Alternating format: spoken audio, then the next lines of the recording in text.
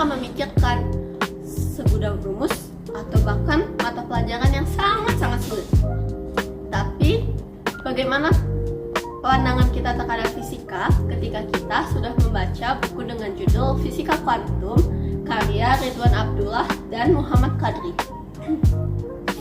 Buku ini menjelaskan fisika kuantum dengan bahasa yang mudah dan sederhana. Selain itu, ada berbagai penjelasan tentang rumus dan juga konsep-konsep fisika yang mudah untuk dipahami. Secara garis besar, buku ini membahas banyak hal. Salah satunya adalah hukum Stefan, hukum pergeseran Wien, efek fotolistrik, dan juga beberapa percobaan yang dilakukan oleh Davison Germer, bahkan oleh tokoh-tokoh lain. Sekarang ayo kita bahas salah satu hal yang dibahas dalam buku ini. Efek fotolistrik. Efek fotolistrik menyatakan bahwa energi radiasi ketika terkena permukaan logam ia akan melepas. Nah, setelah membaca buku ini, kira-kira apa sih yang akan kita rasakan?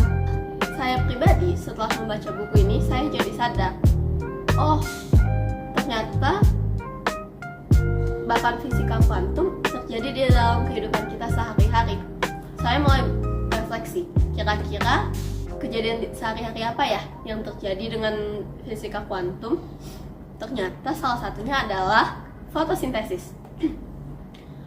Hal teori dan juga efek yang terjadi di dalam fotosintesis ada teori Max Planck dan juga teori efek fotolistrik, di mana ketika matahari masuk dan terkena tumbuhan, foton akan seolah menendang zat klorofil sehingga ia akan keluar. Selanjutnya, kira-kira apa sih kelebihan dan kekurangan buku ini? Kelebihannya, buku ini punya banyak ilustrasi, penjelasan tentang konsep dan juga teori. Kalian juga mungkin bisa latihan soal di sini, karena di sini ada beberapa soal yang dibahas. Ada juga beberapa soal yang tidak dibahas jawabannya, jadi kita bisa latihan mandiri. Selain itu, kita bisa memahami lebih banyak konsep dan juga memahami bagaimana seorang penemu menemukan konsep itu. Kekurangannya, mungkin buku ini terlalu banyak menggunakan istilah teknis, sehingga bagi orang awam kita sulit memahaminya. Di dalam buku ini juga ada beberapa penjelasan seperti rumus-rumus dengan simbol yang asing. Jadi kita mungkin bingung, ini tuh dibaca apa dan maksudnya apa ya?